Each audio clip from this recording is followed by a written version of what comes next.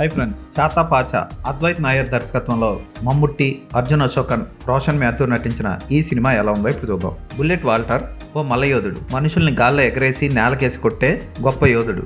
ఆ విద్యలో అతను కొట్టిన వాళ్ళు లేరు. అయితే అతనికి 3 శిష్యులు దొరుకుతారు. వాళ్ళకి ట్రైనింగ్ ఇచ్చి ఎటో వెళ్ళిపోతాడు. తర్వాత కొద్ది రోజులకి ఆ 3 కుర్రాళ్ళు ఎదుగుతారు. వాళ్ళలో ఒకటి జైలుకి వెళ్తే మిగిలిన 2 కలిసి పడవ వ్యాపారం సరిగ్గా లేదని ఫ్రైడే నైట్ క్లబ్ ఒకటి పెట్టుకుంటారు. ఆ క్లబ్లో WWF తరహాలో ఫేక్ ఫైటింగ్లు చేస్తూ ఉంటారు. కొంతమంది టీంని కూడబెట్టుకొని ఫేక్ ఫైటింగ్లు చేస్తూ ఉంటారు. అయితే అదే ఊర్లో ఓ విలన్ గాడు ఉంటాడు. వాడు కండల రాజా పోటీలు పెట్టుకుంటూ ఉంటాడు.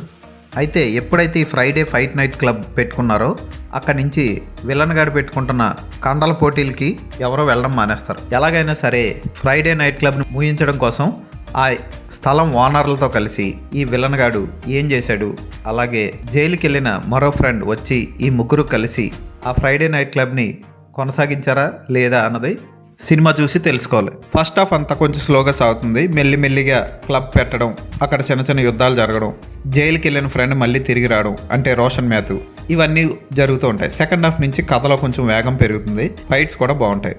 క్లైమాక్స్లో మమ్ముట్టి అపీరియన్స్ అదిరిపోతుంది. ఆయనకి కంపోజ్ చేసిన ఫైట్ కూడా బాగుంటుంది.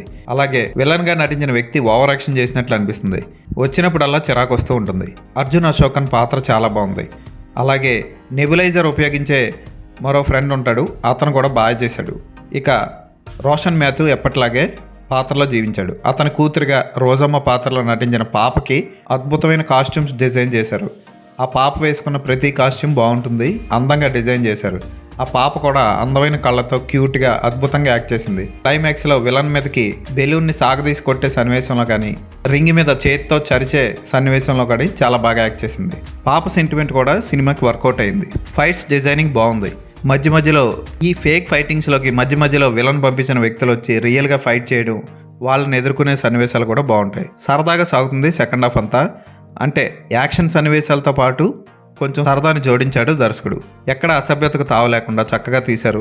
ఫ్యామిలీ మొత్తం చూడొచ్చు. Photography, background music plus points ఈ సినిమాకి. ఎడిటింగ్ కూడా చాలా బాగుంది. చాతా పాచా అంటే డూ ఆర్ డై, ఆదించు లేకపోతే చావు అని అర్థం. మొత్తానికి సినిమా పర్వాలేదు అనిపిస్తుంది. చూసిన వాళ్ళని ఆకట్టుకుంటుంది.